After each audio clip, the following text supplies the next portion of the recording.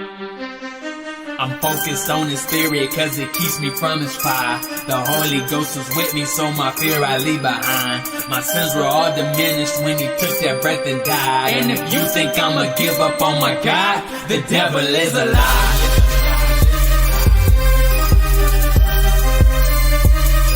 The devil is a lie.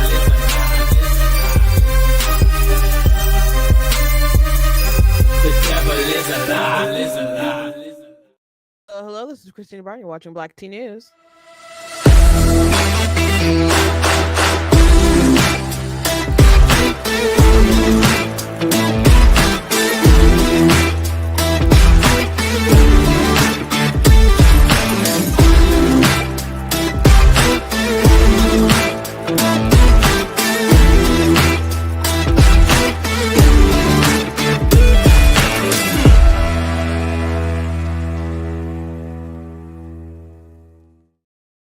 Hello, welcome to Black T News. I'm your host, Christina Barr, and today I want to talk about Alex O'Connor, who's a pretty renowned agnostic, I suppose. I don't know if he identifies as an atheist, but he has over 1 million followers on YouTube, and he's debated a lot of folks, and he's supposed to be at Debatecon debating David Wood, which I love David Wood. I love his background. I love his story. I love how he converted to Christianity. It's an amazing story, one of the most incredible conversion stories I've ever heard. And and they're supposed to debate, and Alex O'Connor is dropping from Debatecon, where they're supposed to debate this month in like 2 weeks because of threats of Islamic extremists. So I want to talk about that because it's really interesting because their topic is something that should make Muslims happy, because O'Connor is debating about whether Jesus actually claimed to be God, and he doesn't think so. So that would be a pro-Muslim stance. David Wood, though, is, he's had some harsh criticisms from Muslims and Muhammad and all that stuff. So if anyone's a threat, is a target, it would be him. But one of his buddies, who's also going to be at the convention, Apostate Prophet, was actually threatened by the person he was supposed to debate. So there's a bunch of interesting stuff going on that I want to talk about. And I'll get you guys up to speed if you're unaware and haven't been following the story. I also want to talk about Donald Trump and some of the tariff situations. And it seems like he's already taking on some wins. We'll see if he'll continue on with the wins. And I have some good advice for people who like to flip out every day about every little thing that he does. And you guys, the critics out there, you guys are getting kind of annoying. And I know maybe I shouldn't be saying that because you'll just probably annoy me more. But just always, constantly asking, like, do you regret your vote yet? Do you regret your vote yet? Do you regret your vote yet? It's been not even a month. And the answer is no. But just because you flip out on one day about something doesn't mean that it's not going to turn. Like, are you upset about these tariffs? Like, well, it looks like in some cases it's working to his benefit as a good negotiation tactic. And there's still plenty of things that I like. And I've already announced there's going to be plenty of things that I don't like. There's things that he planned and ran on that I wasn't too fond of. So I don't expect to agree with this man like 99% of the time. So I don't understand the thirstiness for my regret, because it's not going to happen because you guys nominated Kamala Harris. So anyway, we'll talk about that. I know some folks might be like, what about the Grammys? I didn't pay too much attention to it. I saw a couple things. Maybe I'll talk about it like real fast because I only saw a couple things. But before we jump into it, I want to encourage you guys to go to blacktnews.com, check out different content on my website, articles, videos, etc. For like what I do here, please consider leaving a donation at blacktnews.com/donate, because it does cost to stream and run my site and all that good stuff, so you guys can support. I very much do appreciate it. Appreciate you guys. You guys can also do super chats. If you're watching on Facebook, you guys can send stars. It does support. I thank you to those of you who watch live and to those of you who watch it back later. And I hope you guys had a good weekend, by the way. It is Monday. And you guys can also check out different merch that's available at blacktnews.com, different hoodies and t-shirts like the I'm Not the Victim you're looking for. Also have different books you guys can check out. And I'm going to be pimping this one all month. you guys can check out The Color of God's Eyes as historical fiction fantasy. Imagine like just the American Civil War meets X-Men. So it's a really cool story, and I encourage you guys to go ahead and pick that up. You guys can get the paperback, you guys can get the ebook, and you guys can actually read it on Kindle Unlimited. I have 18 published books altogether. 2 are nonfiction, and those are 2 of my fiction books, obviously. So I'll just say this really quickly about the Grammys. I didn't watch it.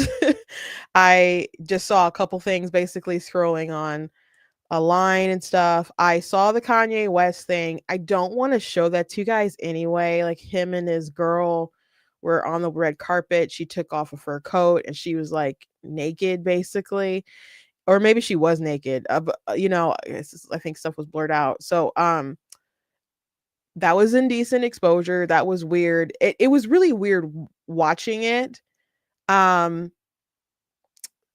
do all these videos not get taken down? Think about where I saw it. I'm like, how does this even stay up online? Maybe they're all gone now. But I didn't volunteer to be flashed, I guess. But I would say that it looked really weird, like culty, like so strange, so bizarre, out of the box, weird that I don't know, it just seemed so beyond normal. Like I know they're not normal people. I know Kanye's not normal, and I know he's had some different issues, but it just seems so completely out there that it was just very, very, very, very odd. Very, very odd. I after just scrolling through some stuff and seeing stuff about the Grammys popping up, I don't know most of these people. I'm not that in tune with like some of the music and stuff. Like I know who Sabrina Carpenter is. I know of that guy who's like, "Don't take these beautiful things that I got." Like I know what he looks like. I can't think what his name is. I know Beyonce got a Grammy for that country album. This is Savvy said that this is basically the Amelia Perez of like the Grammys or whatever, just how people are, the industry's trying to gaslight about this being so great, and it's really not. But you know, I've seen people complaining about how many Grammys Beyonce has gotten. And I know Bruno Mars did a song with Lady Gaga, and I've heard it a lot. And she took time during their award to stick up for the trans folks. And maybe we'll talk about that tomorrow. I haven't seen that speech yet. But a bigger concern for me right now is there's a rumor, and there's been a rumor in anime land that song is about Attack on Titan. And I can't find evidence that he's watched Attack on Titan. But people are like, it came out like the same time. It came out like it's got to be about that. And if you watch a music video about Mikasa and Eren Yeager, it seems like that. So it really does. So I think it's really egregious that we don't have that mystery solved. And if they didn't address that in their speech, I just don't know what to do with the world. But yeah, I'll have to watch that speech later. And the virtue signaling from the folks. I mean, I don't know how bad it was all night. I saw that Ricky Gervais posted a meme. So I'll go ahead and show you guys the meme. He did the Oscars some time ago, and he like told everybody off. And so about how, you know, you're in no position to lecture the public about anything, and he still feels that way, and it's still evident, but they still continue to lecture. And I heard some people say that that the left is obviously, these celebrities and stuff are obviously very kind of glad that Trump won, that like maybe they're upset, but they get to be, you know, I don't know, freedom fighters in their minds for the next 4 years. So just prepare to be annoyed by them continuously. But yeah, that's all I got to say about the Grammys right now. I don't know. I don't follow secular music too much. I don't follow much music. The most kind of current stuff I just have like K-Love on in my car as a Christian station. And if music doesn't come on social media that kind of like sparks my attention, then I'm just kind of totally unaware of it. So I don't know a lot of who these people are. And yeah, that's it. Okay, let's move on. Let's move on. So Now this was really interesting to me. We'll get to the tariff stuff. We'll tackle that last. But if you follow me, you've probably heard me talk about David Wood a bit. And David Wood and his story, how he converted to Christianity and how he was able to help Nabil Qureshi, who's a Muslim, convert to Christianity. It's like my Roman Empire. It's my Roman Empire. I love telling people about that story and introducing them to those stories. Like there was a girl who joined our church. I was like, "You've never heard of this?" Like, okay, like, let me send you these videos. And I love the story. So anyway, I found out that David Wood, apostate prophet, who comes on his show, they stream all the time together, but he left Islam and now he's an atheist, but he's good friends with David, and they make fun of Islam all the time. And they have like good argument and stuff. They're not just trolling the whole time, but they do like to troll. And Inspiring Philosophy, Michael Jones, I follow his content. Actually we're mutuals on TikTok. So he's going to be at this Debatecon where David Wood, apostate prophet, is going to be there, and also Andrew Wilson's going to be there. So I don't follow Andrew too closely or whatever, but I know who he is. So I'm like, sounds kind of amazing. So it's going to be on the 15th of February. And so David Wood was going to debate Alex O'Connor. And Alex O'Connor is a very big agnostic. And he has over 1 million followers on YouTube.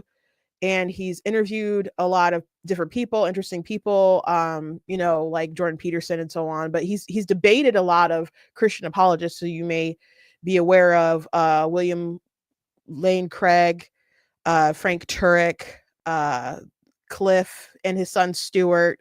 They've been like everywhere online. Trent Horn. By the way, Trent Horn tried to get on the Jubilee video that Alex O'Connor was on recently, where he debated 25 Christians. I wouldn't say all of them are Christians, but 25 people who claim to be Christians. And but they didn't accept Trent Horn. So Trent Horn did like an analysis of the video, and he thought Alex O'Connor came out on top, compared to like everybody. And I would have liked to see Trent on there, but those kind of arguments on Jubilee, how the time spans and stuff, they're not great for conversations and debates, and long form stuff is obviously better, especially when people are like voting you out with the little flag. So it's just like a lot of like gotcha moments, seeing when you can get gotcha moments as fast as you kind of can. So Alex O'Connor, he's a big name, big player and stuff.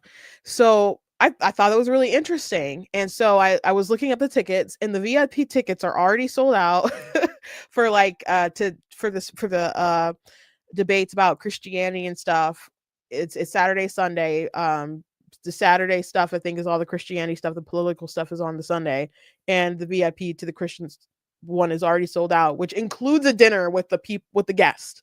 So I'm like, oh gosh, it sucks. Let me see if I can reach out to Michael Jones or somebody, make sure I get like a VIP ticket or something, still like pull some strings. But Alex O'Connor, it was announced, I think last night, that he was not going to be attending. And I thought that was interesting. And very late, obviously, because it's on the 15th of this month. And the reason why he will not be coming to the debate is because of threats or security concerns with Islamic extremists. Now,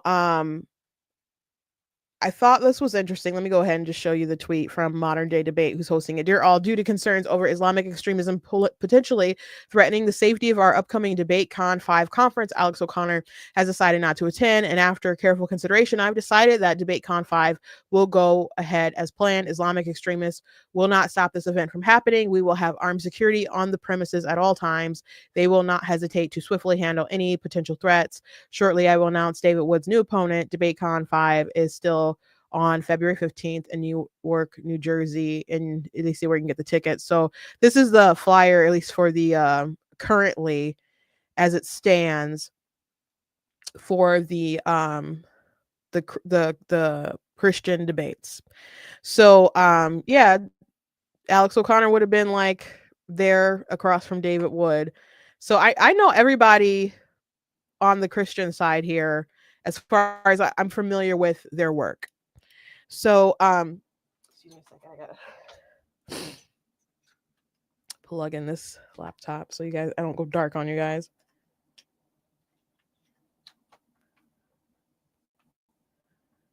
Like last time. Okay, so David Wood, apostate prophet, you know, they'd be like hype. Out of anyone who's going to be in danger, they'd be targets. Apostate prophet is actually someone who left Islam, which is punishable by death. And Michael Jones and who's inspiring philosophy, and Andrew Wilson, they've had, you know, testy debates before. So they still criticize and they still debate despite things that threats that have been made against them.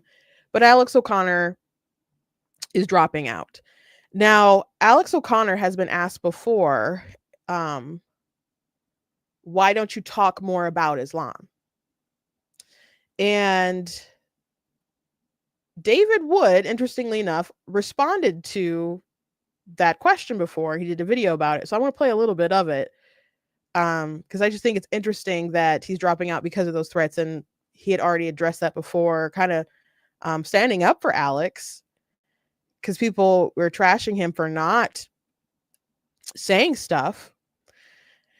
But he understands that there's a lot to risk, especially for people who don't believe in an afterlife. Do you really want to be martyred, you know, talking about Islam? But there's other reasons why people think that he should speak, especially the kind of effects that are going on in the UK where he lives. And I guess people think that he can, you know, make a good impact, a big impact or whatever. But I got to find the spot. And started making personal threats against them. Mm-hmm. He can't really Islam. One he had with Cliff Connectly. Think I'm going through that with on Cameron's channel. Okay, I'm sorry. Like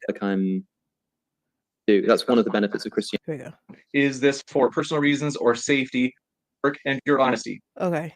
With the rest of us. Here's the original question and Alex's answer.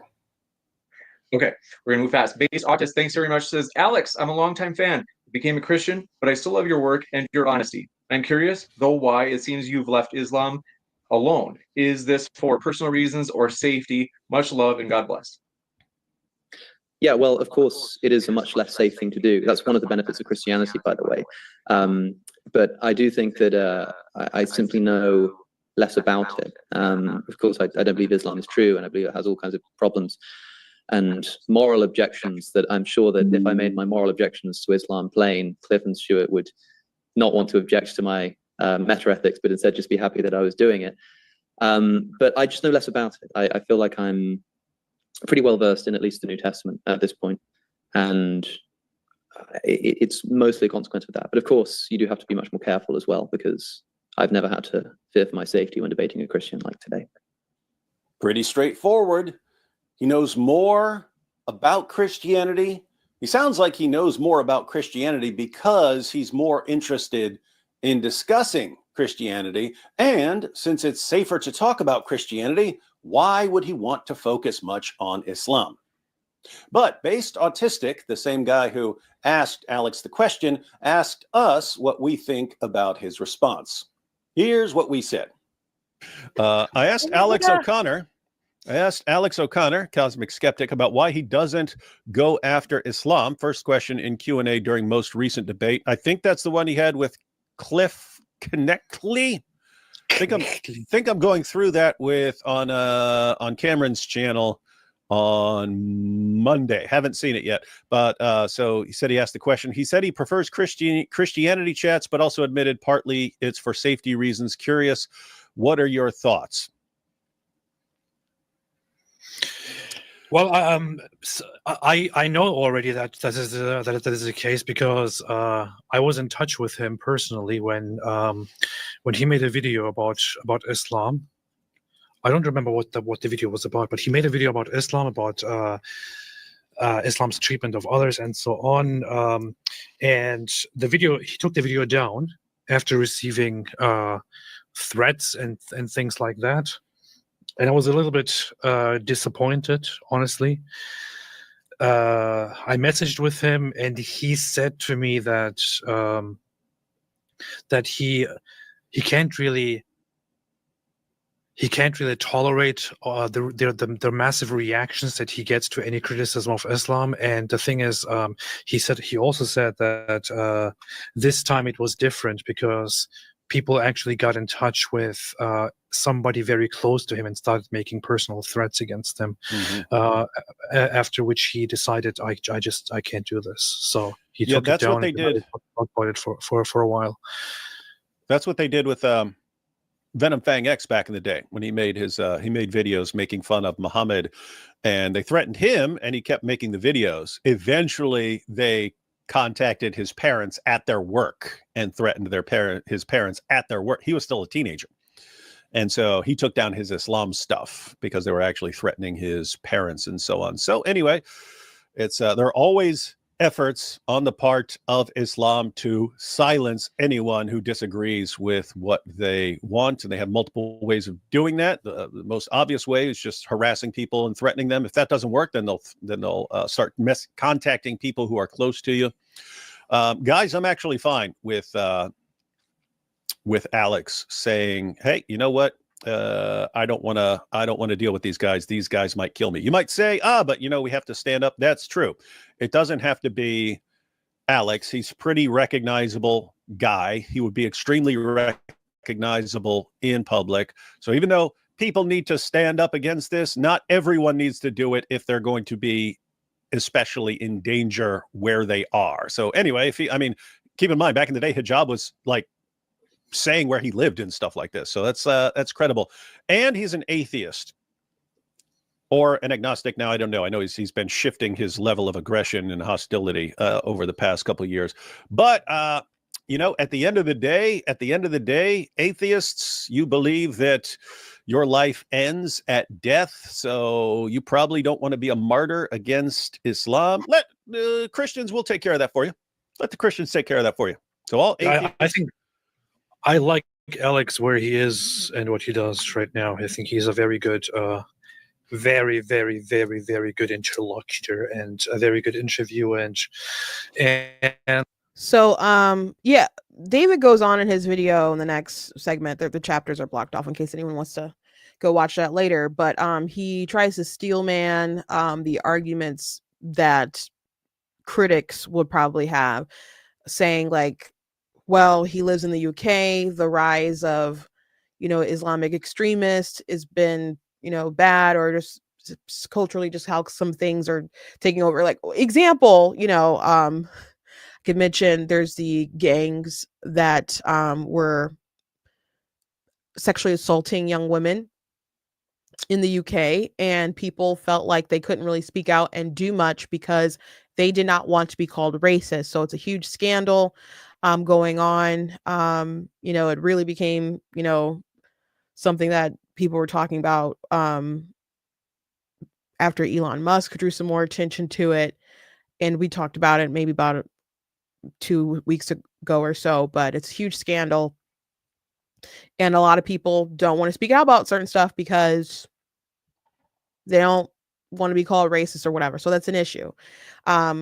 So David Wood said, hey, critics might say, Alex, why don't you speak up about this stuff and focus on that stuff? You criticize Christianity, but you won't talk about Islam, and you're seeing the effects of that in where you live. And his response was, it shouldn't be on the shoulders of this young agnostic kid to have to do all that when the nations themselves seem just dead set on destroying themselves. Like, I guess there's only so much that he can do, and he could risk everything while he's alone in that sort of battle, and he's more likely to get in trouble himself for actually criticizing folks. There was a man, and David has been vocal about this, who recently was shot dead, I think last week. He was an Iraqi refugee in Sweden, and he had burned the Quran and did other kind of protests and made other kind of comments, and he was shot dead. And his co-conspirator was just found guilty of hate speech for, I don't know if they could get him for actually like the burning of the Quran, but other comments he had made. So it's like people are being shot dead for blasphemy because of burning the Quran, and you're out here persecuting people for hate speech because they said mean things about the religion or the etc etc. I don't know what was spoken, but it just kind of seems like priorities are just really, really out of whack. So David, he has stood up for Alex in the past, but he's also had some comments about, well, I'm assuming, that have to do with the fact that he backed out because the timing is just there. So let me go ahead and pull those up for you guys. And some people are saying that he's strawmanning the arguments, but I mean, I get what he's saying.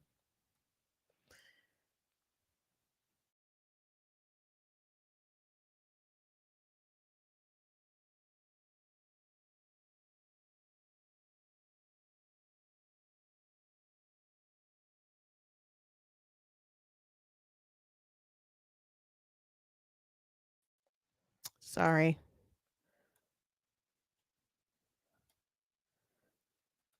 Had a little crash.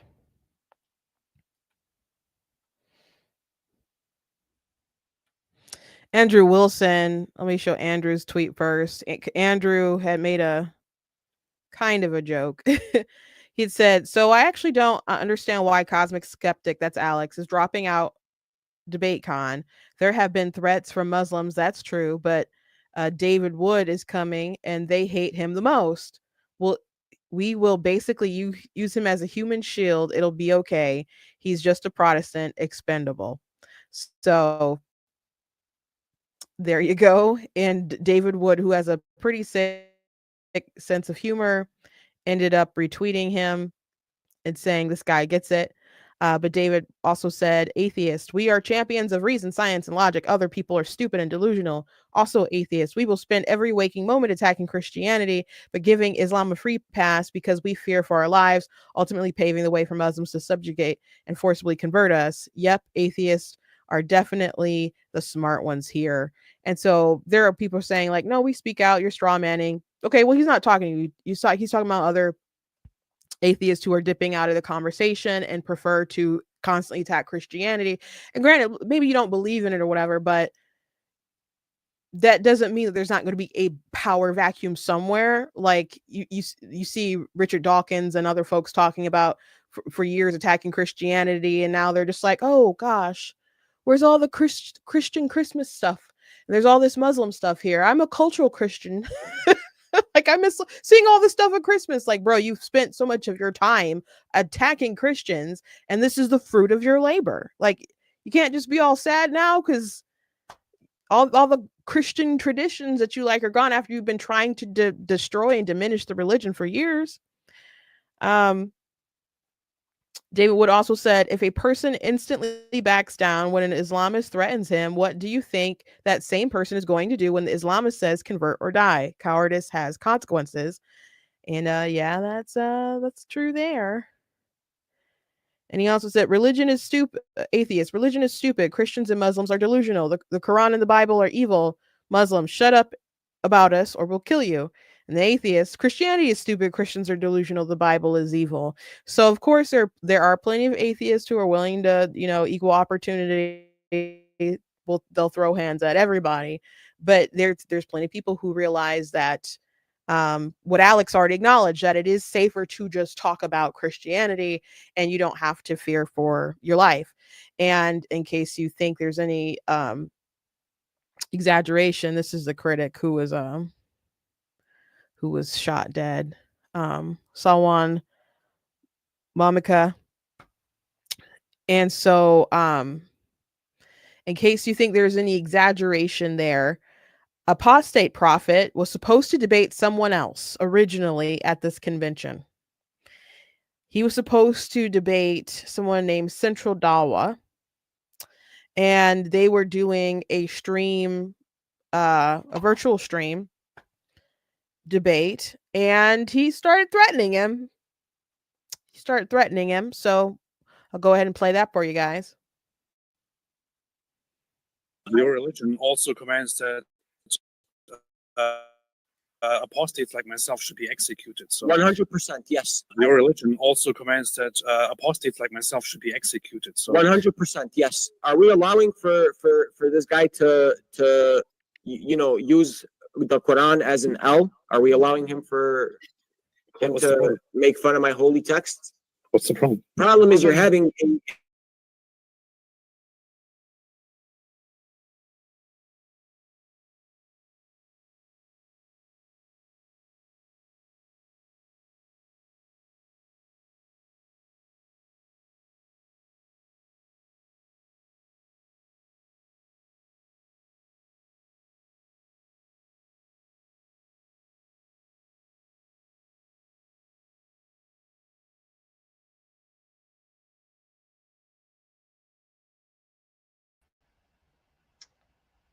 Oh gosh, I'm sorry guys. My computer crashed. I think there's something. I'll try to continue on.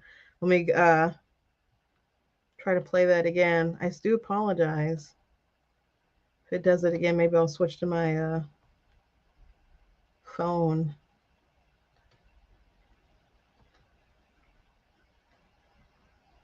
Your religion also commands that apostates like as an L. Are we allowing intellectual debate? You literally just said I deserve to be executed. Your religion also commands that apostates like myself should be executed. So 100%, yes. 100%, yes. How many people are watching this live?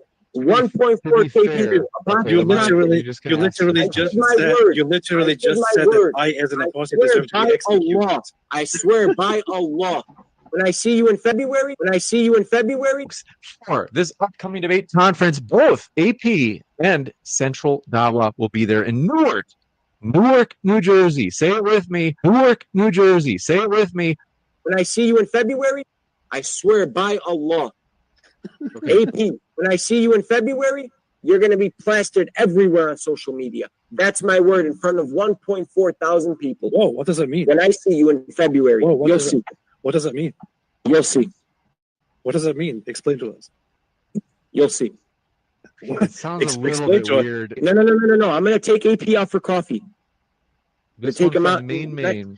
Yeah, nice little coffee date. He walked it back doesn't there. really make it much better. So They say and then he's going to have a sword in his side, just like Paul did in the New Testament. it's kind of funny because you question. literally just said that I deserve to be executed because I'm an apostate, and then you have an issue with the L-shaped Quran. You're 100% halal. You're 100% halal. You got a lot of questions. Wait, James, wait, can you say that again? Central Dawa? Your food is halal. Your food is halal. Tell him to pull this down from the screen. Hey, CD, did you just say your blood is halal? Your food is halal. Your blood. You're 100% halal. No, I will not continue unless he pulls this Quran you too. Hold on. Okay. page down. You guys. Can you ask him to take this down, or I will? And then he raged quit. And this is because that L there is made out of like pages of the Quran. So yeah, he was supposed to be the original person that apostate prophet was supposed to debate at Debatecon. But they decided to get a new person. So they tried reaching out to some other folks. They tried Sneeko. They tried this other guy who's debated David Wood before. I'm trying to think of his name. But no other Muslims seem to bite. So now apostate prophet is debating someone else, Gnostic. I don't know the background of it, but it's like Gnostic something is his name. And It's a Gnostic informant. So and they're debating on, this is funny to me considering everything that's happened, but they're debating on what's best for society, or what does more harm to society, Christianity or Islam. And considering that they had to replace a debater because of violent threats, and they lost Alex O'Connor because of violent threats, I don't know how hard it's going to be for Apostate Prophet to make his case that Christianity is better. But we'll see. We'll see. So I think that really sucks for people who plan to go, especially if you're a fan of Alex, because again, the VIP stuff was already sold out. If you thought, oh my gosh, this would be a cool debate, let me go and get my tickets and I get to have dinner with them or whatever. And as far as that particular conversation with David Wood and Alex, I thought that would be very, very interesting, because if you're unfamiliar with his background, he's a psychopath. And David Wood tried to murder his dad. He tried to murder his dad. And so he ended up in prison, and he was an atheist. And his view was like, he's a psychopath and he's an atheist. And basically, morality is subjective. Why do you get to tell me what's right or wrong? Like, who told you what's right or wrong? Your grandma? Like, I get to make the rules, kind of. So it's a very fascinating story, very interesting story. If you haven't looked up his testimony, I so encourage you to do that. But in prison, there was a guy who was a Christian in there who turned himself in. So that's very interesting. And he started debating him, because he would say all these things like, Reddit tier kind of atheist, typical kind of complaints. And I think his name was Randy. He was able to answer his questions. He was able to refute him about the reliability of the scriptures and all kinds of different stuff. So David started going down this rabbit hole trying to defeat his inmate in Christianity, and ending up finding Jesus. So his story is very interesting. And before I learned his background, I learned of Nabil Qureshi, and he told a story about a man named David who he went to school with, who challenged him on his, worldview as a Muslim about the reliability of the Bible, and, like how it was preserved, and whether Jesus actually died on the cross. Did he actually say he was God, and did he actually resurrect? And David was able to answer his questions, and they developed a friendship, and they debated through years and went through vigorous investigation. And Nabil eventually realized that Islam was false, Christianity was true. And then he had to emotionally come to grips with leaving his faith, because he's very close to his family, was raised to defend Islam. And so that caused a lot of turmoil, in his family, in the life of his family and stuff, and in his life. But he made the switch, and he, began ministry, and went in full time, even though, he graduated from school and everything. And he didn't have that long to live. He ended up passing away from cancer. But man, I think it was 12 years. I think for 12 years he was a Christian. But it's a really incredible story. So it's just cool to see everything that David tried to say. It got flipped around. It was a massive backfire when he started researching the gospel and stuff. So then years later, he got to use everything he learned on his friend, his best friend, and he converted and stuff. So as far as teaching on whether Jesus claimed to be God, David will be pretty good at that. And so just reading the Bible, I don't understand who can come to that conclusion that he didn't claim to be God. But and I've seen him argue it before, Alex O'Connor. But anyway, it just would have been an interesting debate. And I was praying for David. I'm like, oh, this would be interesting. And Alex dropped out. So I just caution folks who have so much negative things to say about Christianity, like Dawkins and so on, you know, think about the repercussions of what happened if you are successful in convincing a lot of people to abandon what they see as objective morality and Christianity, all this stuff. Like culturally, how much will you lose? You know, a lot of the values that we have about how we treat people and so on, they are rooted in Christian principles. And a lot of people borrow unknowingly from Christianity about our different ethics and values and law, legal systems and all kinds of different stuff. And they're unaware of it, and they want to, you know, untangle us from a Christian society and just teach human secularism. And it just doesn't work. I think it was last year's Debatecon where there was a debate between a well-known atheist, and I didn't know, I wasn't aware of who the guy who was debating, who was a Christian, but they were supposed to debate on what's better, Christianity or human secularism. And so they went on and on and on. It might have been 2 years ago, but about Christian nationalism and all the things that Mike Johnson has said and how he's against gay marriage and how that's bad, blah, blah, blah, blah, blah, blah, blah. And then the Christian got up and said, let's just grant that Christianity isn't real. Let's just say it's false. It would still be better to support Christianity, because if you don't have Christianity, it leads to degeneracy and all this different stuff. And he brought up like, you know, people lose sight of objective reality. And then you got men who say that they're women and all kinds of different stuff. And that ticked off the atheist, and he rage quit because I guess he's with a trans woman. And so he just rage quit the debate. And so he left. And then, you know, the Christian just debated like the audience with like a Q&A. And so many were like, oh, that was so mean. That was so mean. But they didn't really have good rebuttals for the things that he said. So you just have to consider the kind of world that you're actually advocating for and actually building. So I guess I brought that up to say, even if it weren't true, like I think you should seek the truth, but even if it weren't true, there's a lot of good values in Christianity that has shaped our world for the better. And if those things were gone, there's going to be some kind of vacuum somewhere.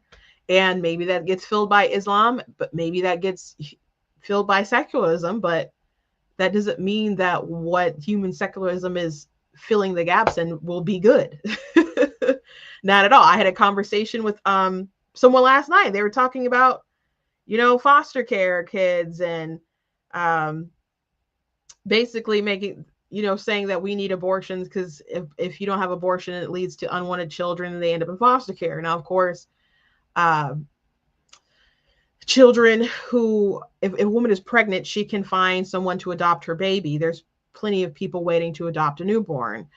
Foster care is a reunification process, usually, where they take people who are in bad situations with their families or whatever, and their goal is reunification. Maybe they can't reunify for whatever reason. Maybe the mom and dad's too crazy in the environment or whatever. But a lot of kids aren't actually up for adoption because, you know, they're trying to reunite them. Usually the process is about 2 years before they get reunified or whatever.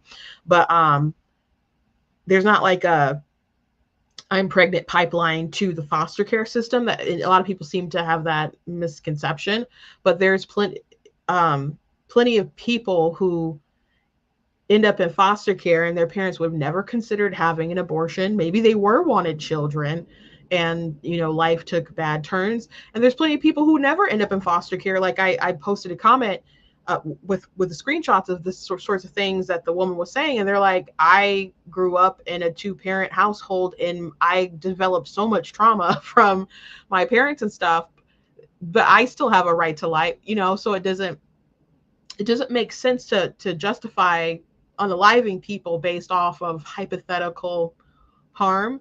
But when you're kind of just thinking of, you know, what your good is, and you don't see the inherent value in everyone who's made in the image of God, then you get into a lot of issues, a lot of problems. I mean, the abolitionists of today and dealing with, the abolishment of abortion, and the abolitionists who tried to get rid of slavery, they were rooted in Christianity. It was a Christian movement. You could say, well, there were Christians who tried to keep slavery in place. Sure, there's plenty of people who misuse the Bible. Like, it happens all the time. But they knew that Black people, the slaves, they were made in the image of God, and they were our neighbor who we were called to love. And they saw slavery as barbaric and immoral. So just be aware of what kind of world you might be creating when you get rid of some of this stuff. So I'm sure those will be things that they'll debate and talk about. I don't know if it's going to be streamed yet, but if you're interested in Debatecon, you guys can go ahead and look it up on their website. But a lot of updates that they have, you can just go follow their page, Modern Day Debate, because that's where I'm finding out all this information, them tweeting stuff, and then the host tweeting out stuff. So yeah, it was just wild to me, really, really wild to me. But I'll have some more of those details. I was writing up an article, I just didn't have time to post it yet. Anyway, I find it fascinating. Let's move on. So Donald Trump decided to go a little tariff crazy as of late. So lots of threats going on. And on Canada and on Mexico, it was like 25% on Mexico, and Canada and China was 10%. And the reasoning is supposed to be because of immigration.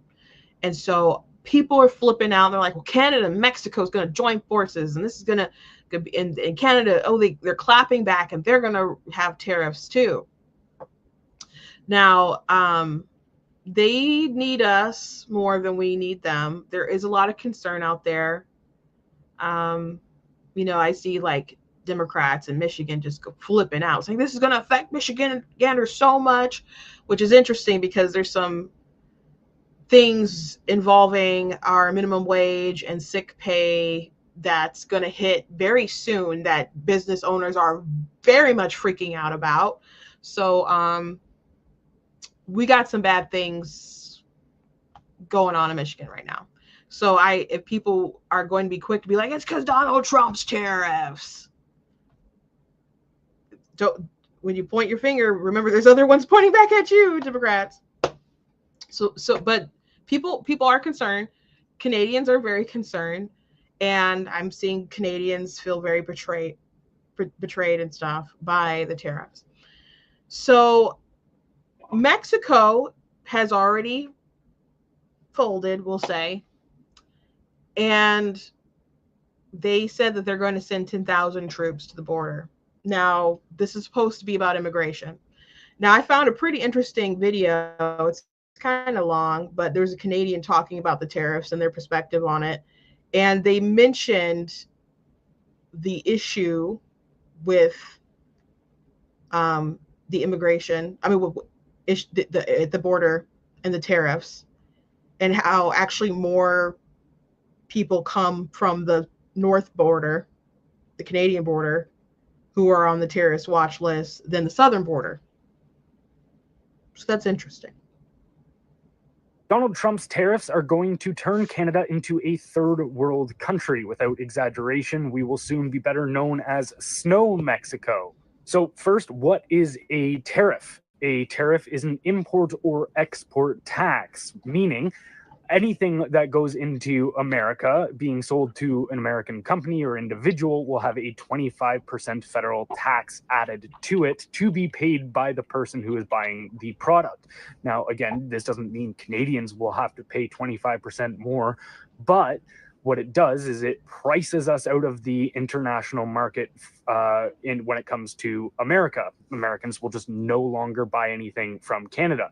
To put it into perspective as to how big of a deal this is, roughly 60% of our international trade is with America, and that accounts for 40% of our overall GDP. So our trade with America is almost half of our entire economic productivity, which is about to just be wiped off of our spreadsheet. And again, to really hammer in how serious this is, Doug Ford has said that his team has already advised him that he can expect unemployment numbers to go up by 500 to 600,000. Ontario's current unemployment is 600,000, meaning our unemployment is expected to double in the face of these tariffs and will definitely reach double-digit percentage-wise. Now, why are these tariffs being put in place? Donald Trump has cited our border as the issue. Over the recent years, the number of individuals being apprehended at the Canada-US border that are on terrorist watch lists has skyrocketed. So to put as a comparison, it's roughly 350 individuals on terrorist watch lists apprehended at the Canada-US border compared to 150 at the Mexico-US border, meaning Canada is now the preferred route into America for terrorist and criminal organizations because of our lax immigration policies. For instance, Trudeau has turned Canada into an open border experiment over the last few years. Even just today, the Globe and Mail reported that 50,000 international students have not been showing up for class, meaning we have people that just, come here due from international student status and buy their way into Canada, essentially, and then just disappear once they're here. Even India has launched an investigation into the amount of Indians that come here with programs like our international student program and then immediately illegally cross into America. Also, our asylum program is a massive issue. People come here, they actually, here's a rock solid case, is the Ahmed Al-Didi case, who was granted Canadian citizenship despite being on video dismembering a victim for ISIS. He came here as an asylum seeker and did the whole year too long process of that and then got granted Canadian citizenship. So again, this isn't... So yeah, they're bad on border stuff, but there is some information that must be pretty darn breaking. 8 minutes ago, Benny Johnson posted this thing from Justin Trudeau. So yeah, this is pretty. I got Anna in the comments who's just like on it. Yeah, they've already caved. Mexico had already caved. Justin Trudeau already caved. Fix my audio. So Justin Trudeau tweeted out, I just had a good call with President Trump. Canada is implementing our $1.3 billion border plan, reinforcing the border with new choppers, technology, and personnel, enhanced coordination with our American partners, and increased resources to stop the flow of fentanyl, nearly 10,000 frontline personnel, and will be working on protecting the border. In addition, Canada is making new commitments to appoint fentanyl czar. We will list cartels as terrorists. Ensure 24/7 eyes on the border, launch a Canada-US Joint Strike Force to combat organized crime, fentanyl, and money laundering. I have also signed a new intelligence directive on organized crime and fentanyl, and we are backing it with $200 million. Proposed tariffs will be paused for at least 30 days while we work together. Boom. So, some folks I've seen be like, oh, well, Trump will just do something and these will be meaningless sorts of things and he'll try to claim victory, whatever. I don't know. That seems like what he's kind of after, folks, to help him with the border. I mean, he's spoken to a lot of folks who have lost family, not just from illegal immigrants committing crime, like brutal crime and killing people and doing even heinous things before they get to the killing part. But also people who've lost lives to fentanyl, those families, thinking they're taking some other drug and it's laced with it and their kid dies. So they've had a lot of conversations. Him and people in his administration have met a lot of people with that issue. And he made a promise to the American people that you can trust me on the border, that we're going to fix it, that we're going to secure it, both ends, that we're going to stop all this fentanyl from coming in, that we're going to stop people from pouring in, that we're going to do a mass deportation. And you need some help on the ends where you share the border with. So it looks like mission accomplished already, at least the starting point of mission accomplished. So Mexico, Canada, Panama already, said they were going to start cutting some ties with China because he was concerned about China getting too powerful with control of the Panama Canal. He sent Marco Rubio to deal with it. So it just kind of looks like he's winning. So it's funny. There's this one kid, Harry Sisson. I mentioned it before, but he always come in like breaking news. Trump is imposing stuff on Canada and Canada's doing tariffs and it's going to hurt the economy. And there's already videos of like people, he'll say breaking news and they're like, oh, guess what? The news changes so quick. So this is what I've discovered back in 2016, or I guess 2017 would be more accurate, when Trump became president. When there's some kind of story involving him, like we got to report the news or whatever. You want to know what's going on. But to have like such fierce reactions to different stuff, to different scandals or policy things, that I just wouldn't, right? I just wouldn't. I would wait a day or two. Like with different scandals they would bring up, or like stuff they try to create as a scandal, like dumb things like the Donald Trump fed the koi fish wrong, so stupid stories like that. If you recall, just wait a little bit and they'll debunk it or whatever. They try to make it seem so life or death in the moment when they go on air, and then they just look silly. Or different policy things that were reported that maybe I didn't like, that he was going in that direction. And he I guess he has a sensible conversation with someone and he reverses course. He's very, very quick with stuff, but there's a lot of quick kind of turnarounds that can happen. So I would just caution everyone to just chill out.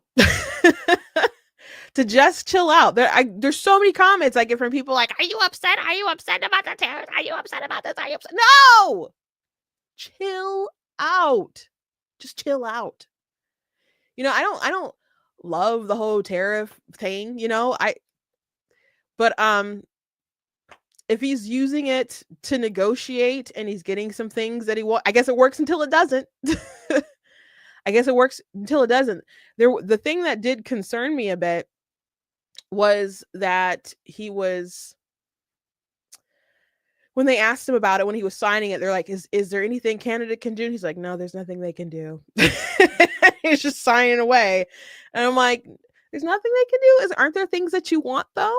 And so I guess it's still playing hardball, because they negotiated and they signed it. Now, I don't know what kind of conversation that Trudeau had when he went to Mar-a-Lago to talk to Trump.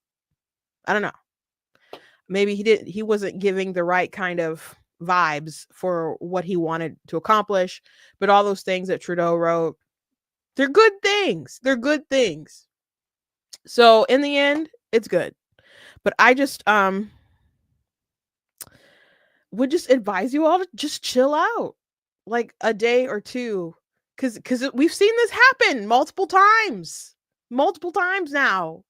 Like, didn't some of you have egg on your face with the Colombia situation? Like, just chill out.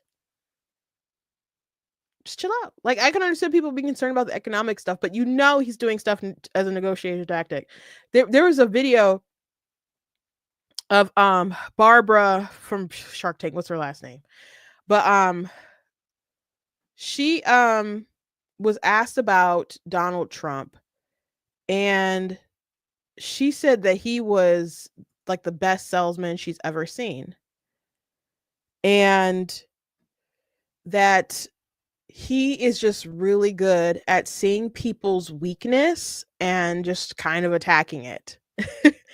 And she talked about how he was doing a deal. She was like the broker for with the Chinese about buying like the plaza, and everybody like really wanted the deal, and he wasn't even talking about the hotel or whatever, but he was talking about all this land out and all this other property, and people are like, what the heck are you talking about? People want this deal. And not only did they buy what he was talking about, they bought all the land and other stuff like that. So he knows how to direct people in the route that he wants to go. So she said he can sell anything. He's a phenomenal salesman, like the best she's seen.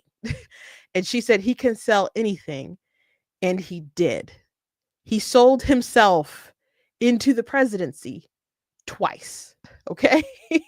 He's so back from the dead, like as far back as you can be after like 2020, and after January 6th and all the indictment, as far back as you can be. Now they didn't run like a flawless campaign, and there were plenty of mistakes along the way, for sure, that we talked about, and Barbara Cochran. But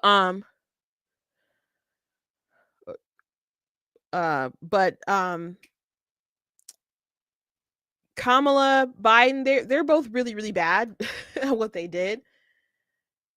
And the environment was bad for a Democrat anyway.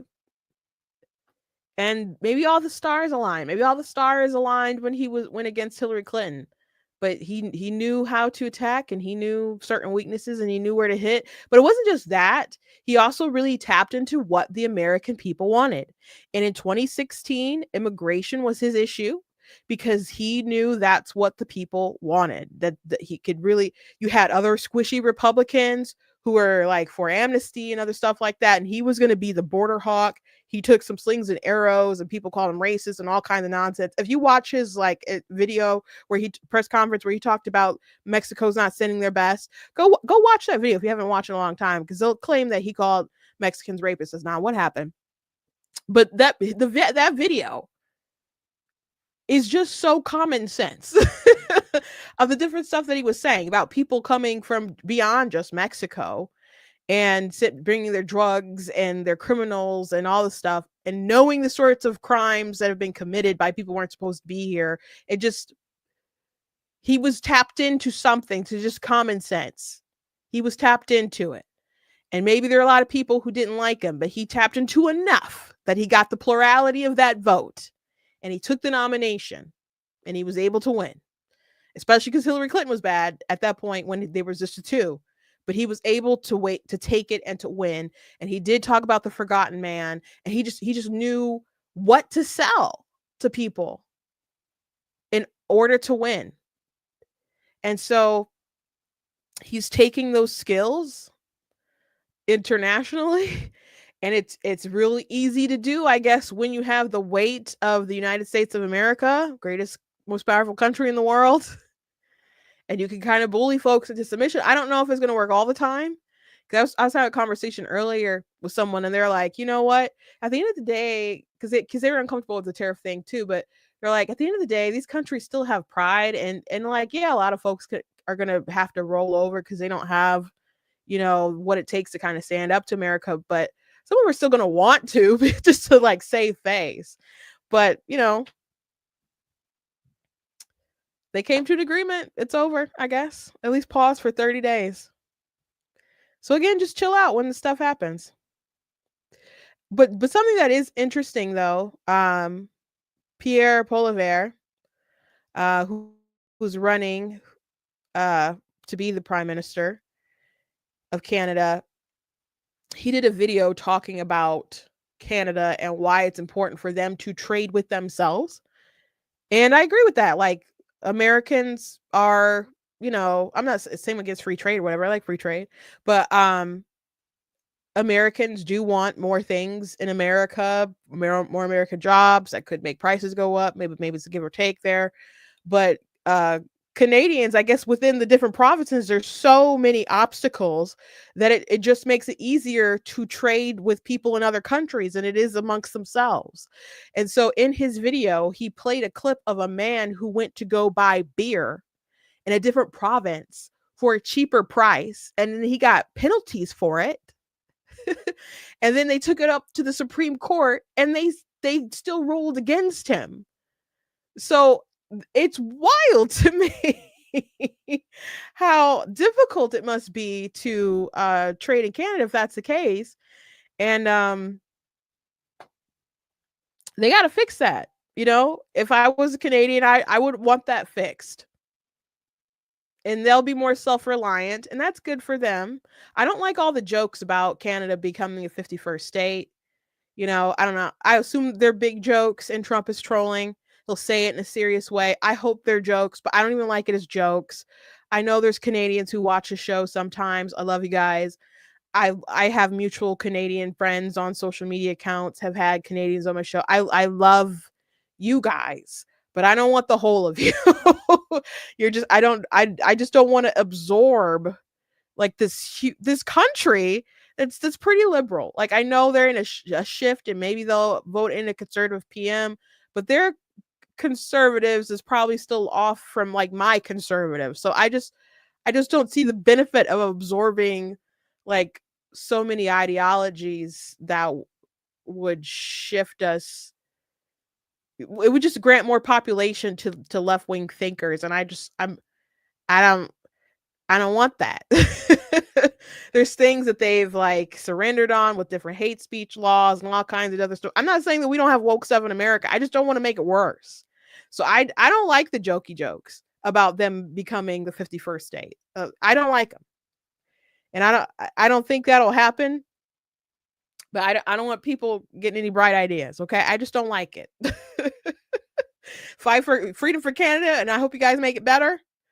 But you know, I don't like the idea of preaching a sermon and they're watching you, the government, and they're going to send you notices because you preached out of Leviticus. I don't like it. I don't like the pronoun police and all that. I don't like it. And then I'm not saying there's not woke stuff here that we got to deal with. Obviously there is. I just don't want to make it worse. The COVID stuff, it was crazy here in the US, but you know, I think of those images of like that person being trampled, you know, by that trampled, maybe is a strong word, but there was a woman on the ground and the horse kind of went over her, and Trudeau and all the stuff that they were doing to suppress the truckers. And I just, you know, taking people's accounts.